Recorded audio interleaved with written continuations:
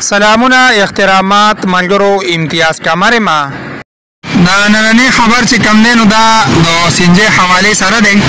د خیبر پختونخوا حکومت د په 144 یعنی په خیبر پختونخوا کې په ټول علاقو کې سنجې چې کوم سټیشن دی بند کړی دي د 1 جنوري 2023 نه راواله تر 1 فروری پورې یعنی یو میاش په ټول سنجې چې کوم سټیشن دا به مکمل بند دي او د حکومت دا فیصله چې کوم دا نو دا د عوامو لپاره چې را عوامو ته پکور کې چې کوم ګیس ته سوی ګیس ته چې دا بغیر د سرکاوټه بغیر د مسالې چې برابر رسی نو د دې د وجې د حکومت دا فیصله چې یو میاش به مکمل سټیشن چې کمی د سنجې چې کوم سټیشن دا به بندي د سات چې تاسو ګورئ نو یو سنجې پمپ کې مکمل خالی پروت دی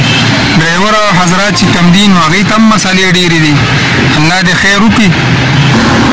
ځکه دلته داسې ګاډو والا دي چې هغې سره صرف د سنجې سیټینګ د پټرول د ختم کړي دي دغه ځان له یو مسله ده